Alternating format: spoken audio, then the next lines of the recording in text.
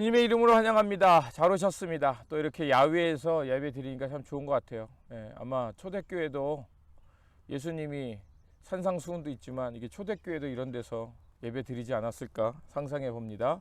우리 다 같이 이제 마음을 모으시고 우리 다 같이 조용한 기도로 2021년도 6월 27일 성령 강림 후 5번째 주일 예배를 시작하도록 하겠습니다. 우리 다 함께 조용히 기도하시겠습니다. 백성들아, 상심한 자를 고치시며 상처를 싸매주시며 겸손한 자를 붙드시고 능력과 지혜가 무궁하신 하나님께 나오라. 그가 너를 붙드시리라. 구원의 하나님, 우리에게 주님의 마음을 주셔서 하나님 나라의 신실한 일꾼으로 살아가게 하시니 감사를 드립니다. 이제 주님의 부름받은 사도들 되었사오니 흔들림 없는 믿음 가운데 하나님 나라에 동참하며 이 땅 가운데 하나님 나라를 세워가는 주님의 신실하고 충성스러운 사역자들 되게 하여 주시옵소서. 우리 구주 예수 그리스도 이름으로 기도드립니다. 아멘. 찬송가 15장, 예찬송가 55장입니다.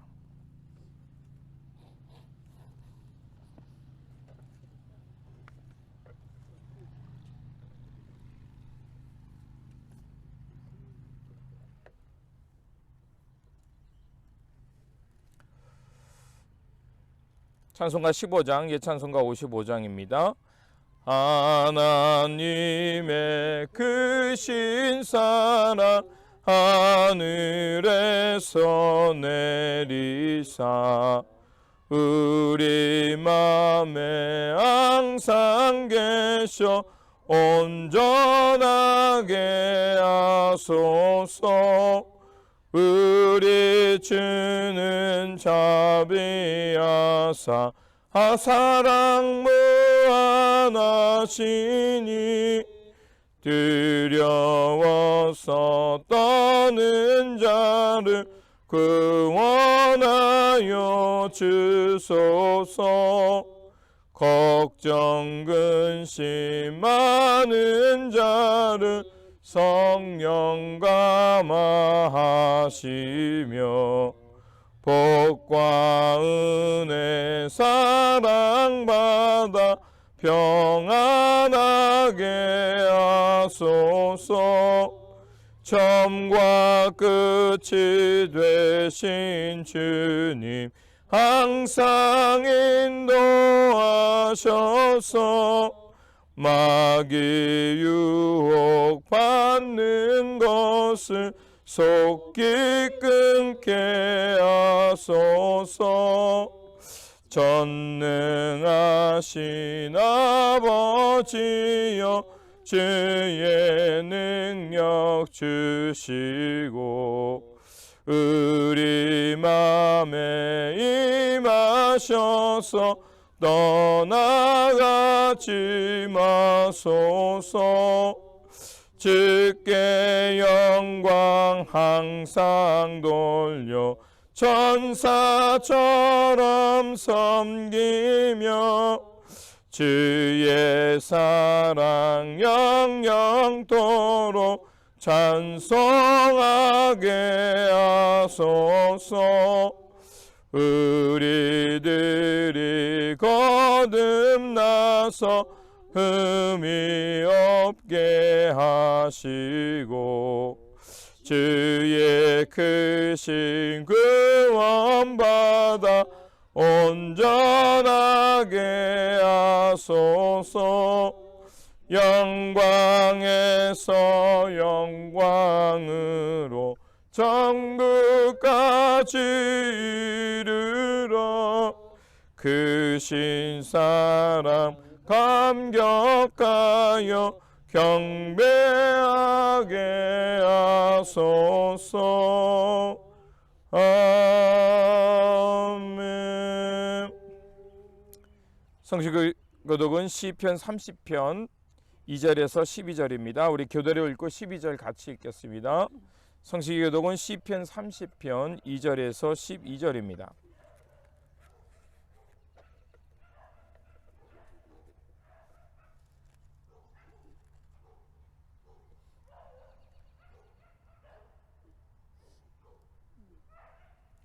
여호와 내 하나님이여 내가 주께 부르짖음에 나를 고치셨나이다.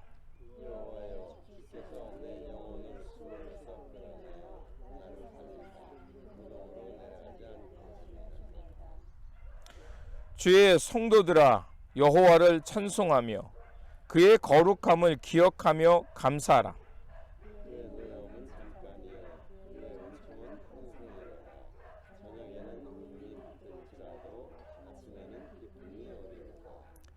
내가 형통할 때에 말하기를 영원히 흔들리지 아니하리라 하였도다.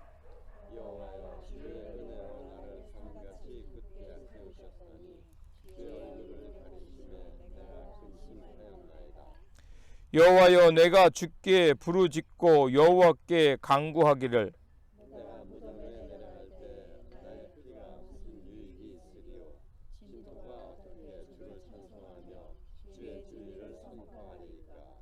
여호와여 들으시고 내게 은혜를 베푸소서. 여호와여 나를 돕는 자가 되소서 하였나이다.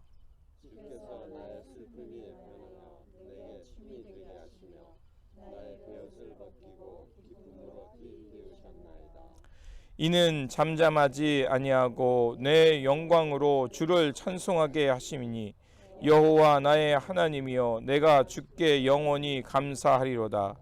아멘.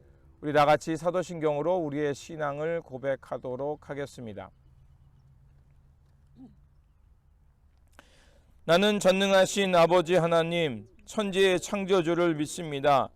나는 그의 유일하신 아들 우리 주 예수 그리스도를 믿습니다. 그는 성령으로 잉태되어 동정녀 마리아에게서 나시고 본디오 빌라도에게 고난을 받아 십자가에 못 박혀 죽으시고 장사된 지 사흘 만에 죽은 자 가운데서 다시 살아났으며 하늘에 오르시어 전능하신 아버지 하나님 우편에 앉아 계시다가 거기로부터 살아있는 자와 죽은 자를 심판하러 오십니다. 나는 성령을 믿으며 거룩한 공교회와 성도의 교제와 죄를 용서받는 것과 몸의 부활과 영생을 믿습니다. 아멘. 공동 기도문으로 함께 기도하도록 하겠습니다. 자비하신 하나님, 우리의 목자가 되시는 주님의 이름을 찬양합니다. 주님께서는 어려움 속에서도 성령으로 함께 하시며 우리를 이끌어 주시고 보호해 주셨습니다. 유례없는 단절과 격리의 시간을 겪으며 당황스럽기도 했지만 주님의 도우심 속에서 여기까지 올 수 있었습니다. 여기까지 인도해 주신 주님께서 앞으로도 동행하실 것을 믿으며 날마다 주님을 의지하며 힘차게 앞으로 나가게 해 주시옵소서. 주님, 각자 도생이라는 이 시대 속에서 하나님 나라의 일꾼으로 우리의 일상 속에서 맡은 바 사명을 잘 감당하며 생명과 평화의 세상을 위해 노력하게 하옵소서. 세상이 하나님의 뜻을 거부한다 할지라도 꿋꿋하게 하나님 나라를 살아갈 수 있도록 힘과 용기를 주시옵소서.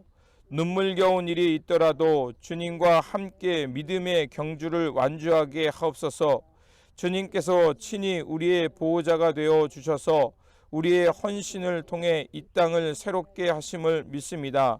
우리 구주 예수 그리스도의 이름으로 기도드립니다. 아멘. 위로의 말씀을 드리겠습니다. 위로의 말씀은 시편 84편 5절에서 6절입니다. 주께 힘을 얻고 그 마음에 시온의 대로가 있는 자는 복이 있나이다. 그들이 눈물 골짜기로 지나갈 때 그곳에 많은 샘이 있을 것이며 이른 비가 복을 채워 주나이다. 아멘. 찬송가 384장, 예찬송가 434장입니다.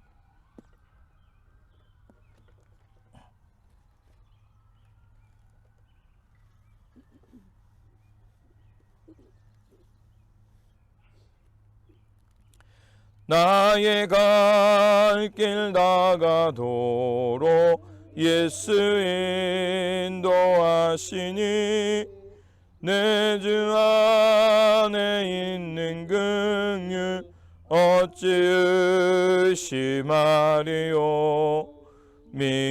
믿음으로 사는 자는 하늘 위로 받겠네. 무슨 일을 만나든지 만사 형통하리라. 무슨 일을 만나든지 만사 형통하리라. 나의 갈 길 다가도록 예수 인도하시니 어려운 일 당한 때도 족한 은혜 주시네.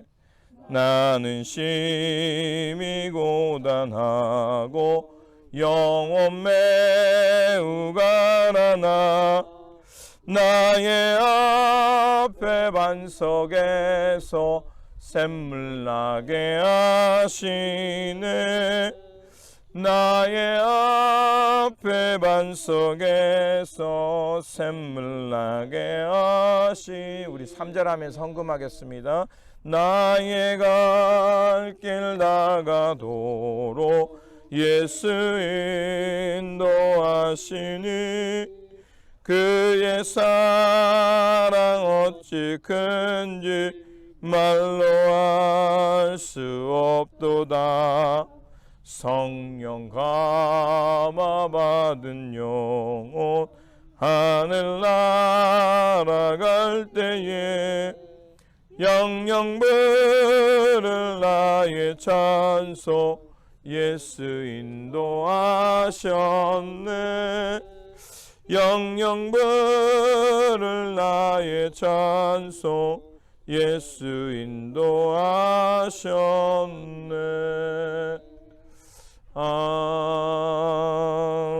아멘. 우리 드리신 예물을 위해 기도하겠습니다. 언제나 함께하여 주시는 하나님, 성령님을 통해 우리와 동행하여 주시고 우리가 진리 가운데 거하며 하나님 나라를 위해 살게 하시니 감사를 드립니다. 날마다 성령 충만 가운데 하늘의 것을 사모하며 천국 복음을 위해 살게 하여 주시옵소서. 오늘도 내려주신 은혜에 감사하여 예물 드리오니 기쁘게 받아주시고 성별하사 이 땅에 천국의 복음을 전하는 일에 사용하여 주시옵소서. 그래서 이 물질이 쓰여지는 곳에 천국의 기쁨과 생명의 열매가 풍성히 맺어지게 하옵소서.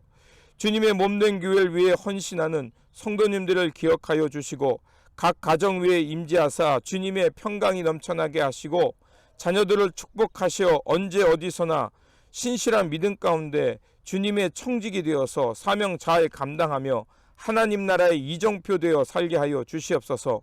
성령으로 함께 하시며 진리의 길로 인도하여 주시는 우리 구주 예수 그리스도의 이름으로 기도드립니다. 아멘.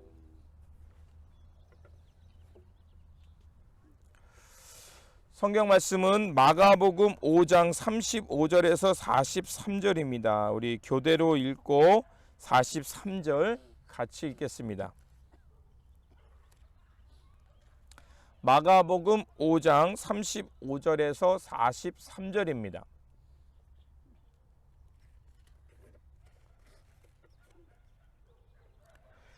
아직 예수께서 말씀하실 때 회당장의 집에서 사람들이 와서 회당장에게 이르되 당신의 딸이 죽었나이다. 어찌하여 선생을 더 괴롭게 하나이까?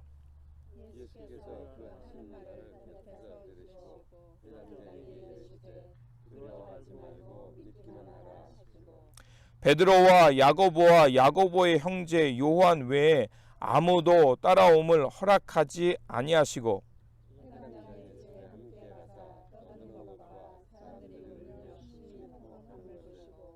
들어가서 그들에게 이르시되 너희가 어찌하여 떠들며 우느냐?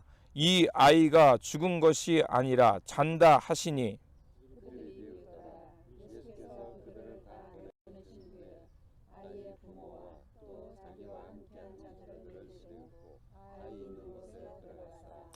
그 아이의 손을 잡고 이르시되 달리다 굽 하시니 번역하면 곧 내가 네게 말하노니 소녀야 일어나라 하심이라.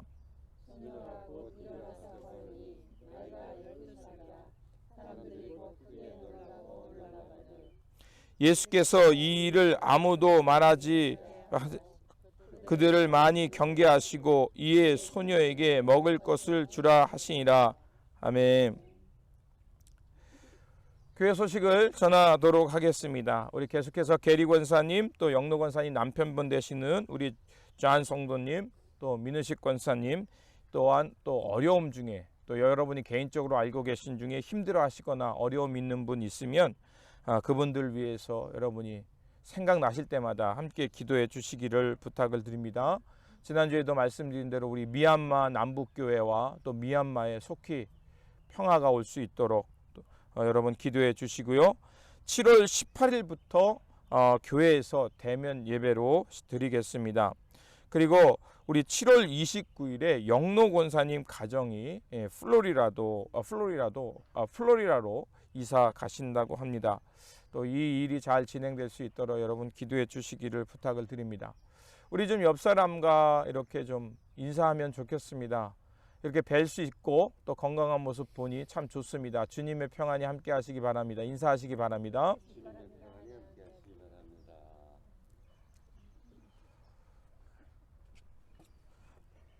기도하겠습니다.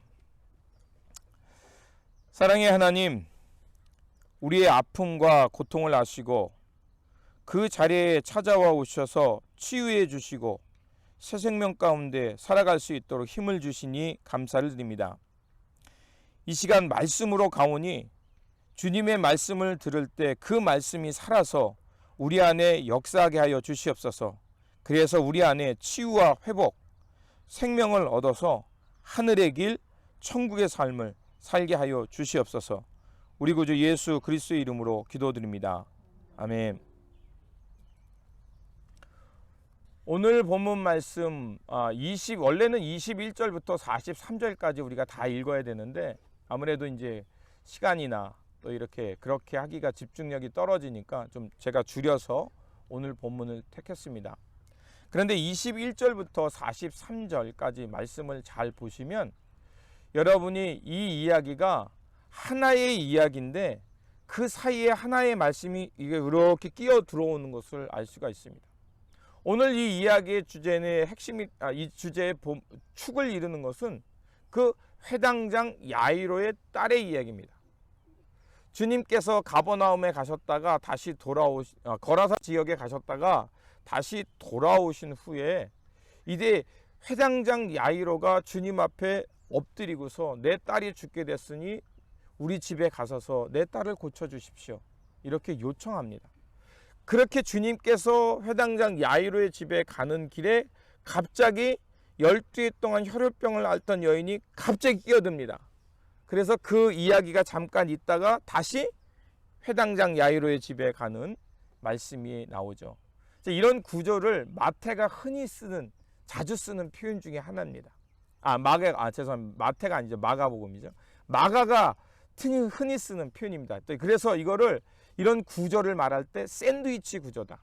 그러니까 어떤 말씀 사이에 하나가 끼어들어서 그 말씀이 구조를 이루고 있는데, 그러면 왜 마가는 이런 구조를 통해서 이런 말씀을 얘기하고 있을까, 풀었을까? 이유가 있다는 것입니다.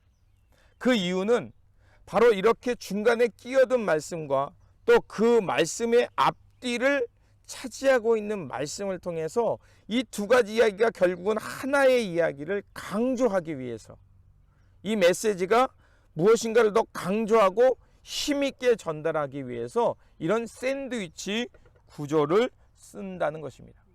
그래서 마가복음에서 자주 나타나는 특징이기도 하죠. 그래서 이 이야기의 바깥 구조, 샌드위치를 말하면 우리가 샌드위치 위아래에 그 부분에 보면 우리가 앞에서 말씀드린 대로 회당장 야이로의 말씀입니다. 야이로의 이야기입니다. 자, 회당장이라는 것은 벌써 여러분들이 알 수가 있겠죠. 어느 곳의 장이라는 것은 그 사람은 그 마을에서 굉장한 영향력이 있는 사람입니다. 그리고 회당장이라는 것은 당연히 율법을 배우는 장소, 그곳을 담당하는 사람이었습니다. 그렇기 때문에 요즘 말로 하면 교구 목사, 또 우리렇게 말하면 개척교회 목사이기도 한 것입니다. 대단한 높은 지위에 있는 사람들이고요. 많은 사람들이 그를 존경하기도 하고 따르기도 합니다. 그런데 지금 그 회당장 야이로의 딸이 12살이 됐는데 죽을 병에 걸려서 시름시름 앓고 있습니다. 여러분이 눈치채셨는지 모르겠지만 이 말씀에 보면 반복되는 얘기가 나옵니다. 그 혈우병에 걸렸던 그 여인도 12년 동안 혈우병을 앓고요. 그리고 무리와 이 여인이 나옵니다. 그리고 오늘 우리가 계속해서 말씀을 나눌 이 야이로의 딸 이야기도 12일 동안 병을 앓았고요. 여성이고요. 또 예수님께 나온다는 것이 구조가 있는 것을 알 수가 있죠. 자, 회당장이니까 나름대로 영향력이 있고 아는 사람도 많이 있었을 것입니다. 그래서 딸을 고치기 위해 갖가지 노력을 다 했을 것입니다. 그런데 어디에 가서도 딸의 병을 고칠 수 없는 상황에 놓였습니다. 그리고 그에게 이제 남은 유일한 길은 이제 갈릴리 인근에서 또 가버나움 일대에서 수많은 기적을 일으키시고 병자를 고치신 예수님을 찾아가는 것 외에는 다른 방법이 없었습니다. 그런데 예수님을 찾아가는 것도 쉽지 않습니다. 왜냐하면 회당장 야이로 회당장이라는 직책을 맡고 있지 않습니까? 그러면 그 당시에 율법에 정통한 서기관들이나 율법사들이 예수님을 어떻게 평가했습니까? 예수님을 한 예로 하면 귀신의 왕, 기적을 베푸니까 귀신의 왕이라고 했고요. 바알세불이라고 했습니다.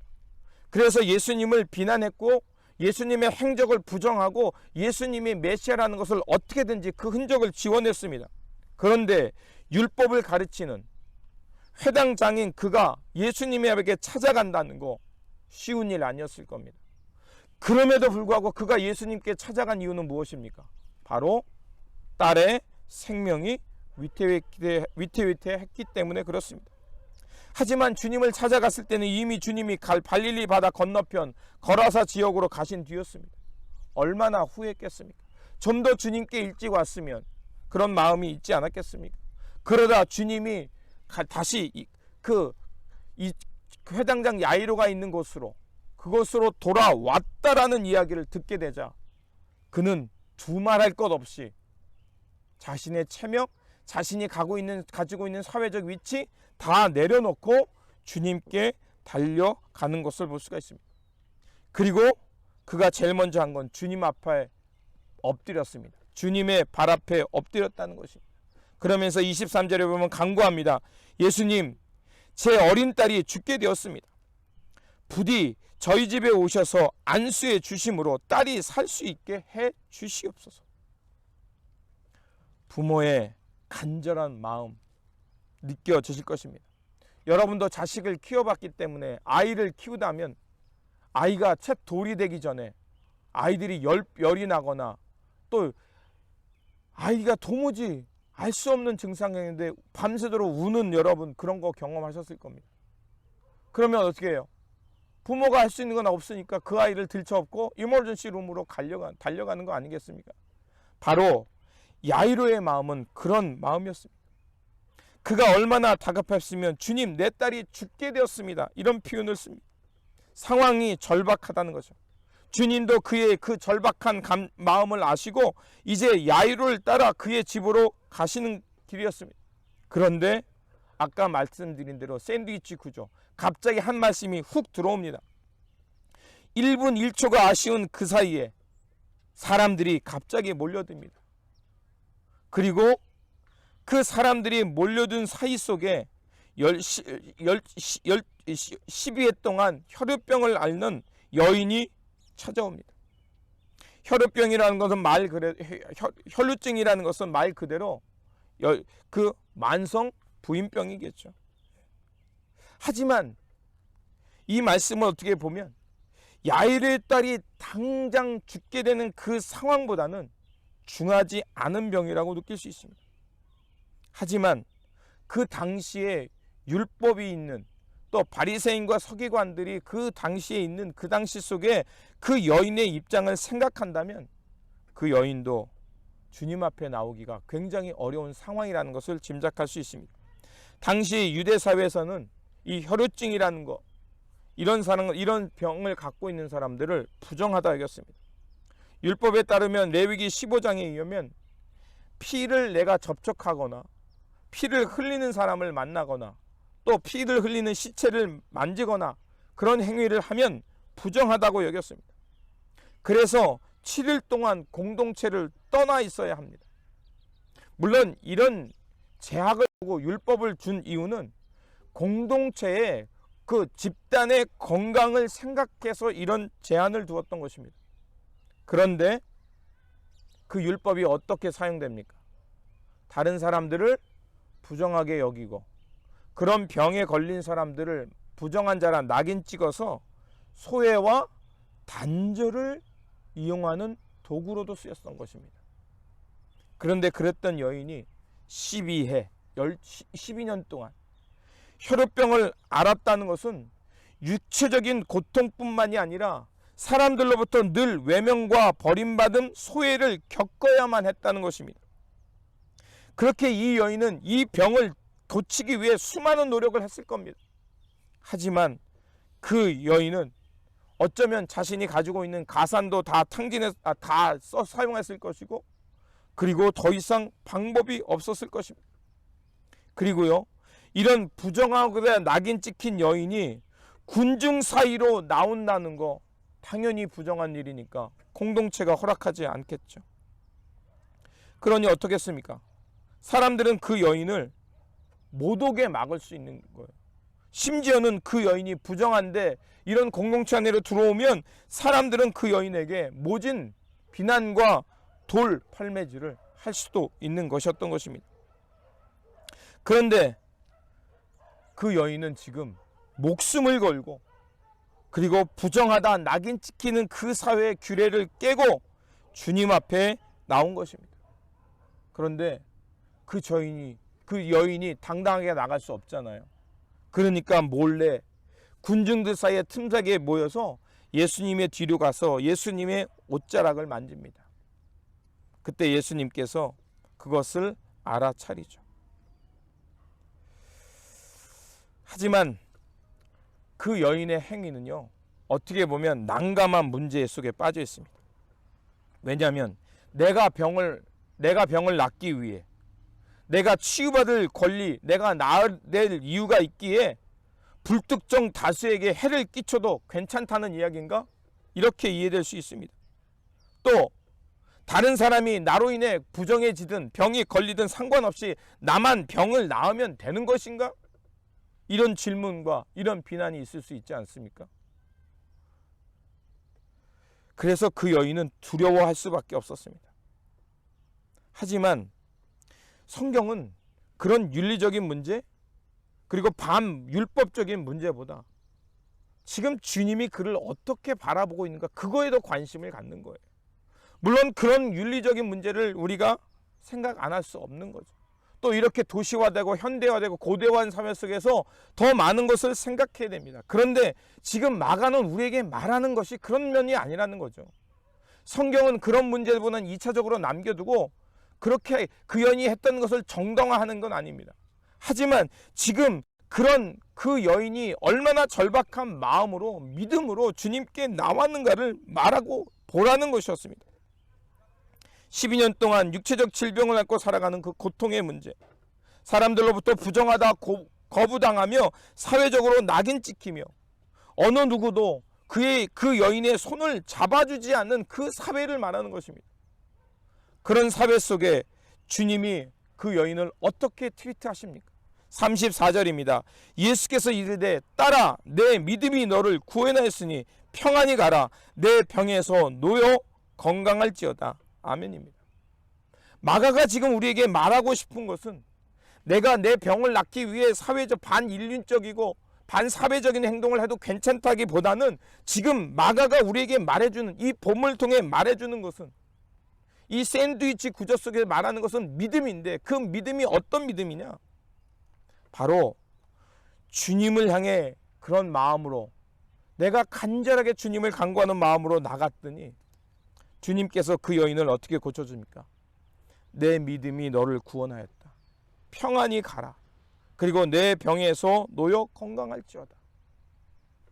지금 여기서 말하는 것은 그 여인이 소외와 낙인, 소수자로 또 사람들을 내모는 그런 사회 속에 그 여인을 어떻게 합니까? 고쳐서 하나님의 공동체로 받아들이는 것. 그리고 여기에 평화라는 단어가 나오죠. 여러분, 평화, 헬라어는 에이레네, 구약에서는 샬롬입니다. 그러면 여러분 벌써 아실 거예요. 평화라는 것은 뭘 말합니까? 평화라는 것은 문자적으로 그 말 그런다면 평화가 있는 상태입니다. 근데 우리는 내가 태평천하, 내가 걱정거리가 없고 내가 무병장수하는 거, 그거 평화라는데 유대 사회의 평화는 그거보다 더 큰 의미입니다. 관계가 회복되고요, 소외된 사람이 없고요, 질병 어떤 사람들이 다 낫고요, 외부로부터 어떤 침입도 없이 모두가 안전하게 사는 사회를, 바로 이 샬롬의 사회, 에이렌의 하나님의 평화입니다. 공동체가 이 평화를 많이 이야기하는 것은 바로 그겁니다. 많은 사람들이 그런데 이 평화를 많이 오해하죠. 나만 평안하면 괜찮다, 우리끼리 평안하면 괜찮다, 남이야 어떤 고통을 당하든지 그냥 우리 공동체, 우리끼리 잘 살면 된 거지. 아니요, 그거는 50점짜리 신앙생활입니다. 100점짜리 신앙생활이 되려면 나에게 이 주신 평화가 너무 좋기 때문에 내가 세상에 나가서 내 일상에서, 삶의 자리에서, 그리고 우리 나라 밖의 일들을 함께 고민하고 생각하면서 어떻게 하면 그 땅에 하나님의 이 평화, 전쟁과 기근과 아픔이 없는 세상, 너와 내가 함께 하나님이 주시는 돌봄 속에서 함께 이 생명을 경축하며 함께 평화를 이룰 세상을 이룰 것인가까지 생각하는 게 바로 거듭난 그리스도인이며 우리가 이 땅에서 평화를 살아가는 삶의 모습인 것입니다. 지금 마가가 우리에게 그 여인이 내 믿음이 너를 구원하였다 하는 이 믿음은 바로 그런 평화를 추구하는 믿음, 그런 평화의 세상으로 인도하신 분이 누구인가를 발견하고 그분을 믿음으로 이 평화의 세상을 누리라는 것입니다. 한 예로, 제가 여러 가지 얘기가 있지만 한 예로 이러겠습니다. 가난한 사람에게 빵을 주면 사람들이 뭐라고 합니까? 좋은 일 했다, 착한 일 했다, 선한 일 했다, 그렇게 얘기합니다. 그래서 우리가 한 발짝 더 나가서 그러면 저 사람들이 배를 골지 않고 좀 우리가 함께 잘 사는 길은 없을까를 얘기하면 어떻게 됩니까? 그때부터는 갑자기 착한 일, 좋은 일이라는 생각은 끊어지고 이념으로 가버립니다. 저 사람들도 우리와 같이 잘 살자 그러면 너는 왜 그런 생각하니? 자, 굳이 말하지 않겠습니다. 프레임을 씌워버립니다. 여러분, 주님께서 우리에게 말씀하는, 또 이 마가가 예수님을 믿는 믿음이 어떤 믿음인지 아시겠죠? 그런 사회적 모순, 사람들이 낙인 찍고 저 여인은 부정한 여인이야, 우리 공동체에 들을 수 없어, 그러니까 저희는 소외시키는 것이 당연해 라고 생각하는 그 사회 속에 하나님의 에이레네, 하나님의 샬롬, 하나님의 평화를 추구하는 믿음, 그 믿음이 누구로부터 시작되는가? 바로 예수 그리스도부터 시작된다는 것입니다. 그 주님은 평화를 향해 나아가는 믿음을 가질 때 우리는 하나님 나라를 살게 된다는 것입니다. 무리와 이 여인의 차이는 무엇일까요? 예수님이 무리에 애워쌌기 때문에 당연히 많은 사람들이 예수님과 접촉을 했을 것이고 예수님의 옷자락에 그들에게 닿았을 것입니다. 그런데 그 무리는 예수님의 평화를 얻지 못했습니다. 하지만 이 여인은 예수님의 평화를 얻었습니다. 그 차이는 바로 단 한 가지입니다. 바로 주님을 향해, 주님이만이 우리에게 이런 샬롬의 세상, 하나님의 평화를 주신다는 것을 알고 나아갔기 때문에 그렇습니다. 자, 그리고 이제 두 번째 이야기, 샌드위치의 마지막 부분이죠. 그 마지막 부분의 말씀으로 돌아갑니다. 이제 예수님이 그 여인과 얘기하고 그 여인을 고쳐줄 때 안타까운 일이 일어났습니다. 회당장 야이로의 딸은 이미 죽어버렸습니다. 자, 야이로의 입장에서 예수님을 바라보면 어떨까요? 원망스럽지 않습니까? 예수님, 내가 먼저 다가갔는데, 내가 먼저 주님께 요청했는데 왜 예수님이 시간 낭비해서 결국 내 딸 죽지 않았습니까? 예수님에 대한 원망이 있었을지 모릅니다. 슬퍼하고 그렇게 하루빨리 예수님을 모시고 가고 싶은데, 나는 예수님을 만나기 위해 나는 먼저 예약했는데, 내가 먼저 레저베이션 잡아놨는데 예수님이 시간 낭비해서 내 딸이 죽었습니다. 우선순위에서 밀려버렸죠. 우리가 사는 사회에 우선순위와 합리성, 효율성 중요하게 여기는 사회입니다. 맞습니다. 우선순위, 효율성, 합리성 따져보아야 합니다. 그런데 우리가 조심해야 될 것이 있습니다. 그걸 따지다 보면 자칫 잘못하면 우리도 비효율적이고 우선순위에서 밀리는 사람들, 우리도 배제시킬 수 있는 위험이 있습니다. 또한 회당장 야이로는요, 힘이 있는 사람이었습니다. 그렇죠? 누구보다도 예수님이 회당장 야이로의 집에 가는 거 사람들이 기뻐했을 겁니다. 그런데 예수님은 야이로의 딸이 병들어 죽을 때까지 지체했습니다. 많은 고민들이 되죠. 그런데 여러분 생각해 보십시오. 하나님께서 이스라엘 민족을 택하시고 하나님 백성 삼아주시고 그들을 언약을 맺어주시고 가나안 땅으로 인도했는데 그들이 우선순위에 있어서 그랬을까요? 그들이 효율적으로 이들을 구원하면, 이들을 내 백성 삼으면 이 사람들이 더 남들보다 우수해서 남들보다 똑똑하고 잘 살아서 이스라엘 백성들이 더 하나님의 나라를 잘 이룰 거야? 아닙니다. 예수님이 그들을 택한 것은 큰 자여서 잘 나가서 아닙니다. 오히려 가장 작은 계급, 노예 계급, 아무도 돌아보지 않고 오직 하나님만을 향해 울부짖으며 기도할 수밖에 없는 자, 저 내몰린 자 구석으로 말지나이드 된 사람들이었습니다. 그런데 주님은 그들 가운데 찾아가서 그들을 먼저 구원하셨습니다. 우리가 믿음의 공동체로 주님을 믿고 따르는 사람으로 무엇에 먼저 관심을 두어야 되는지 알 수가 있죠. 하지만 주님은 당혹스럽게도 이제 회당장 야이로가 죽은 상황에 놓였습니다. 그런데요, 예수님의 또 당혹스러운 말씀을 하십니다. 36절에 보면 예수께서 이 말을 곁에 들으시고 회당장에게 말씀하십니다. 뭐라고 말씀하시냐면 두려워하지 말고 믿기만 하여라. 아니 여러분 어떻습니까? 이게 말이 됩니까? 아니 지금 당장 내 딸이 죽었습니다. 내가 그토록 바라던 이들이 더디다가 시간이 지체되다가 끝나버렸습니다. 그런데 주님은 우리에게 말합니다. 두려워하지 말고 믿기만 해라. 그리고 예수님은 베드로와 야고보의 동생 요한만 데리고 회당장 집에 가십니다. 자, 그 집에 가셨더니 어떻습니까? 당연히 딸이 죽었으니까 많은 조문객들이 왔겠죠. 그리고 거기서 사람들이 어떻게 막 이렇게 울었겠죠. 그리고 전문 울음꾼도 있었습니다.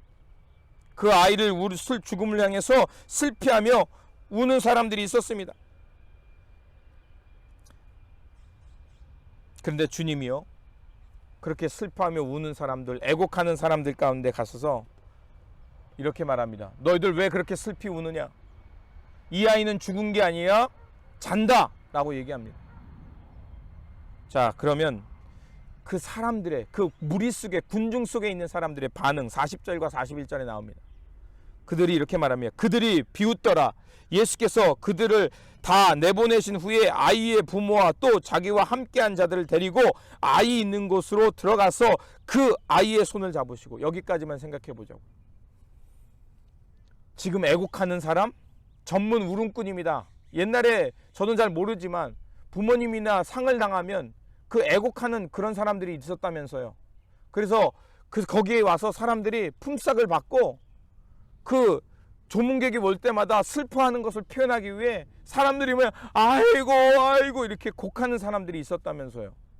유대사회도 마찬가지입니다. 그런 사람이 있었던 겁니다. 자, 그렇게 있는 사람들, 그리고 우리가 40절과 41절 읽었지만 그 후에 예수님께서 어떻게 합니까? 그 죽었다고 하는 아이를 손을 잡으시고요, 달리다금 소녀야 일어나라 하니까 일어났습니다. 자, 우리는 이 이야기를 다 알고 있으니까 별로 느낌이 없이 볼지 몰라요. 그런데 상상을 좀 해보자고. 이 말씀을 읽을 때 이런 상상을 하면 말씀이 재밌습니다. 얼마나 당혹스럽습니까? 그런데 놀라운 일이 예수님을 통해서 일어났습니다.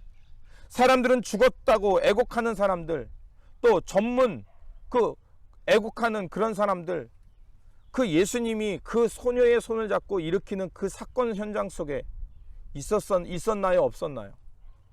없었습니다. 마가가 우리에게 말하는 게 있죠. 지금 나름대로 애곡하는 일의 전문가, 또 그 현실 때문에 슬퍼하는 사람들, 무리들입니다. 군중들입니다. 그런데 그들은 예수님이 그 소녀의 손을 잡으시고 달리다 그 소녀야 일어나라라고 하는 그 현장에서 쫓겨났다는 것입니다. 자, 이걸 통해 알 수 있는 것은 그들은 겉으로는 슬퍼하고 있지만, 다신 타인의 고통에 아픈 척을 하고 있지만, 그런 것은 예수님이 부활시키는 부활세계에 이를 수 없다는 것입니다. 기적의 현장에 이른 이들은 누굽니까? 베드로와 야고보와 요한, 그리고 그 아이의 부모님, 아버지였습니다. 우리가 믿는 척, 호기심, 그냥 겉으로 그런 믿음은 하나님의 생명의 부활의 현장에 이를 수 없다는 것입니다. 우리가 진정으로 슬퍼할 때, 진정으로 소외된 이들을 가슴 아파하며 함께 울어줄 때, 우리가 주님이 그들 가운데 가가 그들을 살릴 수 있는 유일한 구원자라고 믿으며 나아갈 때, 우리는 주님께서 일으키시는 부활의 세계를 경험한다는 것입니다. 야고보와 요한과 베드로와 야고보와 요한, 이 세 사람은요, 예수님이 변화산에서 기도할 때 예수님의 모습이 변하는 것을 가장 가까이에서 경험했던 사람들입니다. 자, 오늘 이 야이로의 딸을 살리신 이 사건과 12해 동안 혈우병을 앓았던 그 여인의 치유 사건, 앞에서 말씀드린 대로 공통점이 있죠. 12년이라는, 또 12해 동안 그 소년이 앓았다. 그리고 12년이라는 공통점이 있고요. 그리고 모두 다 여성입니다. 그리고 이들 모두는 다 어떤 사람들이었습니까? 예수님 외에는 아무런 희망이 없던 사람들이었습니다. 예수님을 찾는 것 외에는 어느 누구도 그들의 손을 잡아줄 수 있는 사람들이 아니었다는 것입니다. 그런데 그들이 믿음으로 주님을 간절히 찾는 그 마음으로 나아가자 그들 모두는 하나님의 평화와 예수님이 일으키시는 부활의 생명을 경험한 것입니다. 그렇습니다. 오늘 마가는 이 말씀을 통해 우리에게 말하는 것이 있습니다. 예수님을 향한 그 믿음은 사회적 통념, 세상적 관습을 부수고 이 죽음의 땅에 바로 예수님이 생명을 가져오시는 분이라는 것입니다. 그 예수님을 향해 나아갈 때 우리는 평화를 얻고 하나님 나라의 생명으로 다시 일어서는 사람이 된다는 것입니다. 여러분 가운데 여러분을 낙인 찍게 하는 것, 질병으로 나아가지 못하게 하는 것, 나로 하여금 내 길이 더디다고 하나님은 나를 왜 이렇게 내 기도를 들어주지 않는다는 부정적인 생각, 이제는 끝났다라는, 아무런 희망이 없다는 절망, 이런 것들이 여러분의 길을 가로막고 있습니까?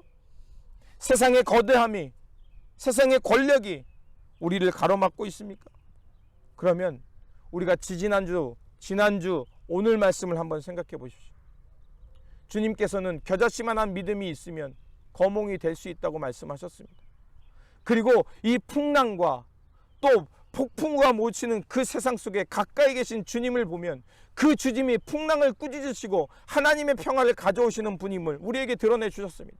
그리고 12해 동안 그 여인들, 내몰린 사람들, 아무도 그들을 손 잡아주지 않은 그 사회 속에 주님이 찾아오셔서 그들을 붙잡아 주시면 하나님의 평화와 하나님의 새 생명으로 부활할 수 있다는 것을 보여주셨습니다. 그러면 이것이 말하는 것이 무엇이겠습니까? 주님의 이 부르심이야말로 나아갈 때 우리는 이 부정한 거고 정결하지 못한 이 세상을 바르게 하고 하나님의 평화를 가져오며 하나님 나라가 이 땅 가운데 임하게 할 수 있다는 것입니다. 그렇다면 우리가 어떻게 살아야 할까요? 부정한 자를 정하게 하시고 죽은 자를 살리시고 그곳에 하나님의 평화와 생명을 가져오시는 예수님의 옷깃, 예수님의 손길을 붙드는 삶이 되어야 될 줄 믿습니다. 그것이 바로 마가가 오늘 본문을 통해 말하는 믿음입니다. 그러므로 오늘 우리에게 주어진 삶의 자리, 두려움과 세상 통념, 세상의 제도가 내몰린 그곳에 주님만이 우리의 평화를 가져오신다는 그 믿음을, 또 그곳에 손 내미시는 그 주님의 손을 향해 그 손길과 그 옷자락을 붙잡고 두려워하지 말고 믿기만 하라는 이 말씀 붙들면서 주님과 함께 일어나서 주님이 이끌어 가시는 새 생명의 세상, 부활의 세상, 하나님의 평화의 세상을 살아가시기를 다시 한번 주님의 이름으로 축원드립니다. 기도하겠습니다. 좋으신 하나님, 주님은 어려움 중에 있는 우리를 보살펴 주시고 그 어둠에서 구원하여 주시고 하나님 나라 평화 가운데 살게 하셨습니다. 이 시간 주님께 기도하오니 어떤 처지에 있든지 우리를 붙잡아 주시고 부활의 생명으로 일으켜 주시는 주님만을 믿으며 주님의 손길을 따라 이 죽음의 세상에서 하나님의 평화와 생명의 길을 가져오는 그 길을 걸으며 살게 하여 주시옵소서. 성부, 성자, 성령이신 우리 구주 예수 그리스도의 이름으로 기도드립니다. 아멘. 찬송가 524장 예찬송가 313장입니다. 524장 예찬송가 313장.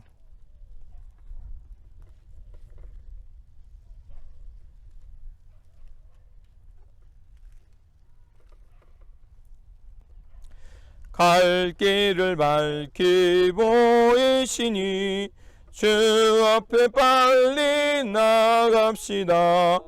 우리를 찾는 그 주 예수 곧 오라시네. 죄악 벗은 우리 영혼은 기뻐 뛰며 주를 보겠네. 하늘에 계신 주 예수를 영원히 섬기리. 우리를 오라 하시는 말 기쁘게 듣고 순종하세. 그 주를 믿기 지체 말고 속속히 나가세. 죄악 벗은 우리 영혼은 기뻐 뛰며 주를 보겠네. 하늘에 계신 주 예수를 영원히 섬기리. 우리를 오라 하시니 다 와서 주의 말씀 듣세. 듣기도 하며 생각하니 참 진리시로다.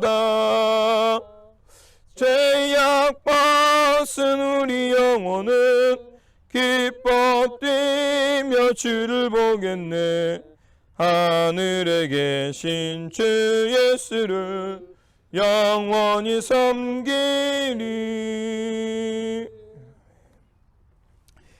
이제는 우리 구주 예수 그리스도의 은혜와 독생자 아들을 우리 가운데 보내주신 하나님 아버지의 놀라우신 사랑하심과 오늘도 살아 역사하시는 성령님의 교통 감화하심이 오늘 주님의 말씀을 듣고 오직 주님만을 바라는 그 믿음 가운데 다시 일어나 하나님 나라와 하나님 나라의 생명과 평화를 위해 살기로 결단하는 우리 성도님들과 우리 교회와 우리 삶 속에 지금부터 영원토록 함께 하시길 간절히 축원하옵나이다. 아멘.